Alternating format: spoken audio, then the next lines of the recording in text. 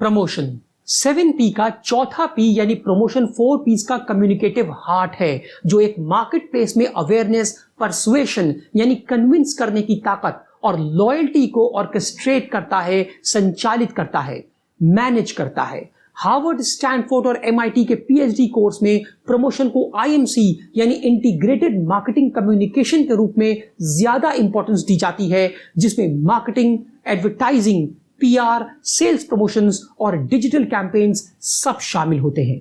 Nielsen की 2024 की एक रिसर्च के अनुसार इंटीग्रेटेड मार्केटिंग कम्युनिकेशन कैंपेन्स को 25% ज्यादा इफेक्टिव बना देता है इन कंपैरिजन टू सिलॉइड मार्केटिंग यानी वो कैंपेन जो अलग अलग किए जाएं।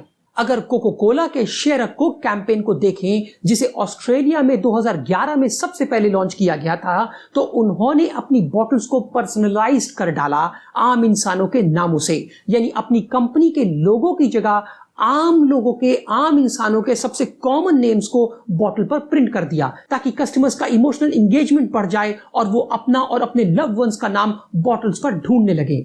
इस कैंपेन को कस्टमर्स ने हाथों हाथ लिया, जिससे कोको कोला की ग्लोबल सेल्स में 2% तक की बढ़त हो गई, यानी रफली 600 मिलियन बॉटल्स, जो लगभग $800 मिलियन बनता है, और ये बहुत बड़ा नंबर है सिर्फ एक कैंपेन के हिसाब से। एडवांस टूल्स जैसे एट्रीब्यूशन मॉडलिंग ROI को मल्टीपल टच पॉइंट्स पर मेजर करता है। वहीं स्टैनफोर्ड यूनिवर्सिटी का एंटरप्रेन्योरियल फोकस उन तरीकों को डेवलप करने में लगा है जिनसे कंपनियां तेजी से बिना खर्च किए बड़ी ग्रोथ हासिल कर सके, जिसे ग्रोथ हैकिंग कहते हैं। इसका एक अच्छा एग्जाम्पल है ड्रॉपबॉक्स, जिसने एक रिफिल प्रोग्राम शुरू किया, जिसमें उन्होंने यूजर्स को उनके दोस्तों को इनवाइट करने पर फ्री स्टोरेज प्रोवाइड कराया। ये कैंपेन एक वायरल लूप बन गया, जिसमें लोग बार बार दूसरों को रिफर कर रहे थे ताकि उन्हें ज्यादा से ज्यादा फ्री स्टोरेज मिल सके, और इस तरह सिर्फ 15 महीनों में ड्रॉपबॉक्स के यूजर्स 3900% बढ़ गए। Do you get my point?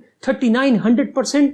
इसी टेक्निक को ग्रोथ हैकिंग कहा जाता है, जहां कम कॉस्ट में स्मार्ट तरीके से कंपनी को तेजी से आगे पुश किया जाता है, बढ़ाया जाता है, और ये एथिकल तरीका है, कोई शॉर्टकट नहीं। यही तो है प्रमोशन, ना कि सिर्फ एक पिक्चर अपलोड कर दी और 20% ऑफ लिख दिया और हो गया कैंपेन। क्या आप जानते हैं कि हार्वर्ड सेमियोटिक लेंस एक रिसर्च मेथोडोलॉजी यानी रिसर्च का एक तरीका है जो एडवर्टीजमेंट्स में कल्चरल नैरेटिव्स को डिकोड करता है, यानी किसी एड पर डिफरेंट कल्चर्स का क्या प्रभाव पड़ता है या सेम चीज को डिफरेंट कल्चर्स में कैसे लिया जाता है, इसकी स्टडी की जाती है। ये स्टडी इसलिए भी जरूरी है ताकि कल्चरल इम्बैलेंस ना हो जाए और बात कुछ की कुछ न बन जाए। इसीलिए कभी कभी आपने देखा होगा कि मल्टीनेशनल कंपनीज कई बार अपने एड्स को, अपने कैंपेन्स को वापस ले लेती हैं कुछ कंट्रीज में और बाद में माफी भी मांगती हैं। असल में वो जानबूझ के ऐसा नहीं करती, बल्कि उनकी मार्केटिंग टीम ने कम्युनिकेशन में सिंबल्स, साइंस, लैंग्वेजेस और कल्चरल नैरेटिव्स पर ध्यान नहीं दिया होता। मसलन एक बाइक अगर एक सड़क के बीच में खड़ी है तो किसी देश में वो फ्रीडम दर्शाएगी और किसी देश में गरीबी दर्शाएगी। इसीलिए कैंपेन कम्युनिकेशन को डिफरेंट कंज्यूमर सेगमेंट्स के साथ गहराई से रेजोनेट करने वाला होना चाहिए, ताकि बैकफायर ना हो जाए और कैंपेन अपना काम सही कर पाए जो उससे उम्मीद की जाती है, जो उसका मेन पर्पस है, सेंट्रल कंपनी का गोल है। ई मार्केटिंग की 2023 की रिपोर्ट दर्शाती है कि अब 60% एड स्पेंड प्रोग्रामेटिक एडवर्टाइजिंग पर केंद्रित है, जिसमें AI का उपयोग करके ऑडियंस को माइक्रो लेवल पे टारगेट किया जाता है। हालांकि मिसलीडिंग क्लेम्स या इन्वेसिव रीटारगेटिंग जैसी एथिकल पिटफॉल्स ट्रस्ट को कमजोर कर सकती हैं, जैसे कि कैम्ब्रिज एनालिटिका विवाद में देखा गया। कुछ इमर्जिंग ट्रेंड्स भी हैं जो बहुत तेजी से बढ़ रहे हैं, जैसे गुची AR के जरिए इमर्सिव स्टोरी टेलिंग करता है, यानी अपने कस्टमर्स को वर्चुअल ट्राई ऑन की सुविधा प्रोवाइड करता है। वहीं एडलमैन की 2024 की रिपोर्ट के अनुसार 90% जेन जी इन्फ्लुएंसर मार्केटिंग पर सबसे ज्यादा भरोसा करते हैं, क्योंकि इन्फ्लुएंसर का कस्टमर से एंगेजमेंट पर्सनल लेवल पर होता है। फॉलोअर्स अपने इन्फ्लुएंसर को कॉपी करना चाहते हैं, उसके जैसा दिखना चाहते हैं, उनसे इंस्पिरेशन लेते हैं, उस पर ट्रस्ट करते हैं, उनकी कॉपी करते हैं, क्योंकि कंपनीज की तरह उन्हें प्रॉफिट नहीं बल्कि उनमें एक अपना फ्रेंड दिखाई देता है। यह भी याद रखें कि प्रमोशन में ऑथेंटिसिटी जरूरी है।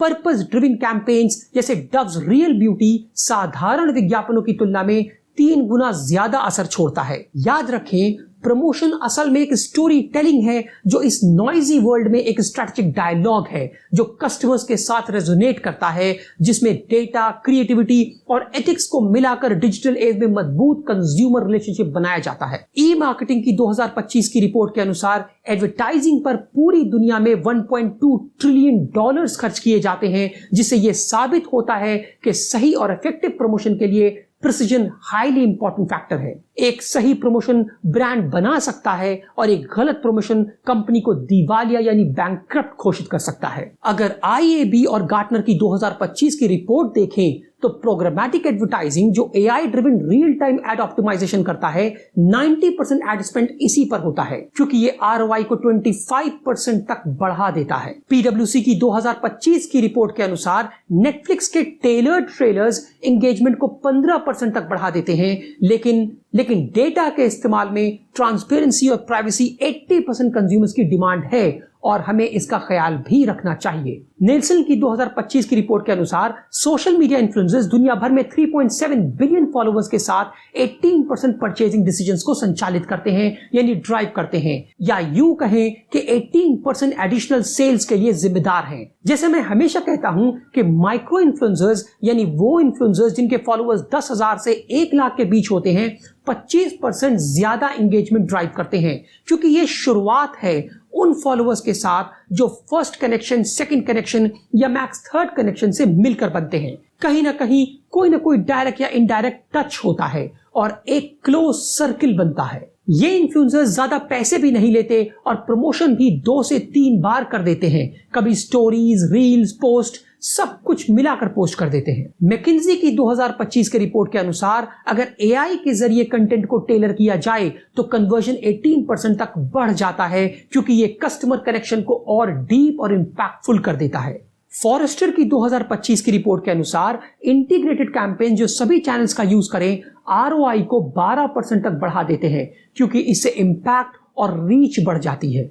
स्प्राउट सोशल की 2025 की रिपोर्ट के अनुसार ऑथेंटिक रिव्यूज कस्टमर ट्रस्ट को 20% तक बढ़ा देते हैं। स्प्राउट सोशल की 2025 की एक और रिपोर्ट के अनुसार टिकटॉक की शॉपेबल वीडियोस $50 बिलियन की सेल्स जनरेट करती हैं और 55% कंज्यूमर्स यूजर जनरेटेड कंटेंट पर कंपनीज एड से ज्यादा भरोसा करते हैं। अब आप समझे कि क्यों इन्फ्लुएंसर मार्केटिंग इतना जरूरी है। ई मार्केटिंग की 2025 की रिपोर्ट भी यही कहती है कि इन ऐप परचेज सेल्स को 30% तक बढ़ा देते हैं, बशर्ते परचेजिंग जर्नी शॉर्ट और डायरेक्ट हो, यानी बहुत स्टेप्स ना हो और 2 से 3 क्लिक में परचेज पूरा हो जाए। HBR की 2025 की रिपोर्ट के अनुसार परचेज ड्रिवन कैंपेन जैसे पेटागोनिया, जो एक अमेरिकन आउटडोर क्लोथिंग कंपनी है और sustainable clothing and activity gear पर स्पेशलाइज करती है, लॉयल्टी को 30% बढ़ा देती है। वहीं एडलमैन की 2025 की रिपोर्ट के अनुसार value based campaigns brand equity को 15% तक बढ़ा देते हैं। याद रखें,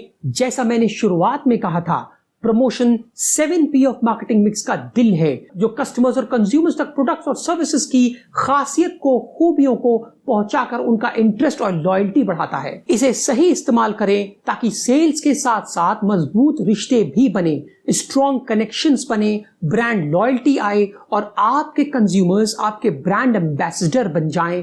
सोचिए इस बारे में। 7P का 5वां P यानी पीपल यानी लोग, इंसान आपके एम्प्लॉइज, कस्टमर्स और कम्युनिटी से मिलकर बनते हैं। वो आपकी ब्रांड की हार्ट बीट है, धड़कन है। एक्सेंचर की 2025 की रिपोर्ट के अनुसार 78% कंज्यूमर्स उन ब्रांड्स को चुनते हैं जो एम्पैथेटिक सर्विस प्रदान करते हैं।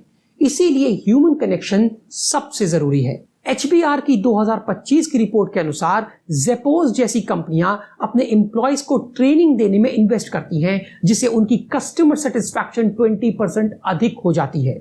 गार्टनर की 2025 की रिपोर्ट के अनुसार आर्टिफिशियल इंटेलिजेंस हम इंसानों की मदद जरूर करता है, लेकिन ह्यूमन टच की जगह नहीं ले सकता, क्योंकि आज भी 70% कस्टमर्स जटिल समस्याओं यानी कॉम्प्लेक्स प्रॉब्लम सॉल्विंग के लिए ह्यूमन एजेंट्स को ही प्रायोरिटी देते हैं या उनकी डिमांड करते हैं। IVR पर घंटों बिताने के बाद आपको भी एक लाइव एजेंट से बात करना पसंद है, जो आपको समझे और प्रॉब्लम सॉल्व करे, ना कि घंटों एक दबाएं, दो दबाएं, तीन दबाएं और यही करते रहें और 20 मिनट बाद कॉल ड्रॉप हो जाए। मैकिन्जी की 2025 की रिपोर्ट के अनुसार डाइवर्सिटी इनोवेशन को बढ़ावा देती है और इसीलिए इंक्लूसिव टीम्स वाली कंपनियां अपने कॉम्पिटिटर से 15% ज्यादा आउट परफॉर्म करती हैं। क्या आप जानते हैं कि गिग इकोनॉमी प्लेटफॉर्म जैसे अपवर्क दुनिया भर में 60 मिलियन फ्रीलांसर्स को एम्पावर करता है, जिससे स्केलेबल टैलेंट मिलता है। फॉरेस्टर की 2025 की रिपोर्ट के अनुसार कस्टमर को क्रिएशन जैसे लेगो के आइडियाज प्लेटफॉर्म एंगेजमेंट को 25% तक बढ़ा देते हैं। आपकी जानकारी के लिए बताता चलूं कि लेगो का आइडियाज प्लेटफॉर्म एक ऐसा प्लेटफॉर्म है जहां कस्टमर्स अपने खुद के लेगो सेट डिजाइन करके कंपनी के साथ शेयर कर सकते हैं और अगर उनकी डिजाइन को 10,000 वोट या उससे ज्यादा एक्वायर हो जाएं तो उसे ऑफिशियल लेगो सेट के रूप में शामिल कर लिया जाता है। डेलॉयट की 2025 की रिपोर्ट के अनुसार 85% जेनजी उन ब्रांड्स को महत्व देते हैं, इंपॉर्टेंस देते हैं जो सोशल कॉजेस का समर्थन करते हैं या सपोर्ट करते हैं। आज पीपल यानी लोग आपकी कॉम्पिटिटिव एज हैं। अपनी टीम्स को एम्पावर करें, कस्टमर्स को सुने यानी उनकी वीओसी कैप्चर करें और कम्युनिटीज को सपोर्ट करें जिससे ट्रस्ट और लॉयल्टी पैदा हो, जो मार्केट में आपको एक बहुत बड़ा कॉम्पिटिटिव एज प्रदान करेगी। आइए कुछ फैक्ट्स एंड फिगर्स पर नजर डालते हैं। एक्सेंचर की 2025 की रिपोर्ट के अनुसार empathetic service customer life time value यानी CLTV को 20% तक बढ़ा देती है क्योंकि ये अनब्रेकेबल लॉयल्टी है। HBR की 2025 की रिपोर्ट के अनुसार अपने एम्प्लॉइज को अपनी वर्कफोर्स को अपस्किल और कंटिन्यूड ट्रेनिंग देने से 18% तक एम्प्लॉय प्रोडक्टिविटी को बढ़ाया जा सकता है। गार्टनर की 2025 की रिपोर्ट के अनुसार AI अब 60% रूटीन क्वेरीज को हैंडल करता है जिसे ह्यूमंस हाई वैल्यू इंटरेक्शंस पर ध्यान दे सकते हैं। मैकिन्जी की 2025 की रिपोर्ट के अनुसार डाइवर्स टीम्स ही हमेशा जीतती हैं। इंक्लूसिव वर्कफोर्स 15% ज्यादा रेवेन्यू ग्रो करती है क्योंकि इंक्लूसिव वर्कफोर्स क्रिएटिव सॉल्यूशंस पैदा करती है। अपवर्क की 2025 की रिपोर्ट के अनुसार आज 2025 में गिग इकोनॉमी बहुत तेजी से बढ़ रही है और 70 मिलियन फ्रीलांसर्स के साथ हायरिंग कॉस्ट 25% तक कम हो गई है। इसका reason flexible specialised talent. Forrester की 2025 की रिपोर्ट के अनुसार अगर कस्टमर्स को प्रोडक्ट डिजाइन में किसी तरह शामिल कर लिया जाए तो रिटेंशन रेट 22% तक बढ़ जाता है। ये कैसे करेंगे आप?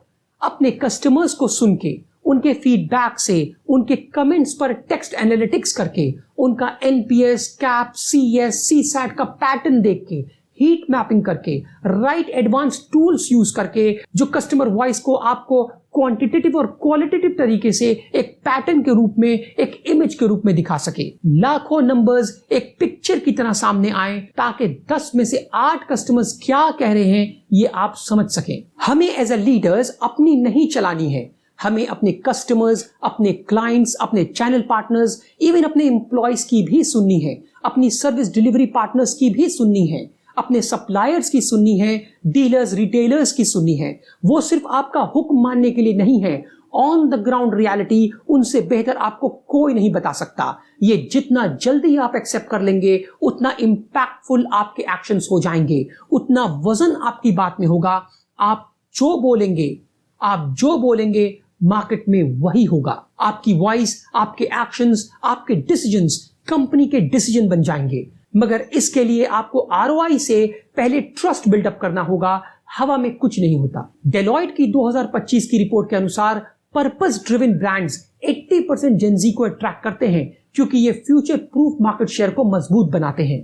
स्प्राउट सोशल की 2025 की रिपोर्ट के अनुसार इंगेज्ड एम्प्लॉइज सोशल मीडिया के जरिए ब्रांड रीच को 30% तक बढ़ा देते हैं क्योंकि ये ऑर्गेनिक प्रमोशन है। BCG की 2025 की रिपोर्ट के अनुसार AI टेलर्ड लर्निंग पार्ट्स 12% ज्यादा एम्प्लॉय परफॉर्मेंस देते हैं और अगर इसे सही तरीके से इस्तेमाल किया जाए तो AI ह्यूमन पोटेंशियल को बहुत ज्यादा बढ़ा सकता है। अगर आप ध्यान से सोचें तो आज फ्री AI टूल जैसे माइक्रोसॉफ्ट का कोपायलट, X का ग्रॉक, ChatGPT-4 और गूगल का जेमिनी हर इंसान के लिए एक highly qualified, dynamic and highly knowledgeable personal assistant से कम नहीं है। एडलमैन की 2025 की रिपोर्ट के अनुसार लोकल इनिशिएटिव्स ब्रांड ट्रस्ट को 18% बढ़ा देते हैं क्योंकि ये स्ट्रॉन्ग स्टेक होल्डर्स बॉन्ड्स बनाते हैं। इस स्ट्रैटेजी से ब्रांड्स बाजार में मजबूत स्ट्रॉन्ग पोजीशनिंग बना सकते हैं।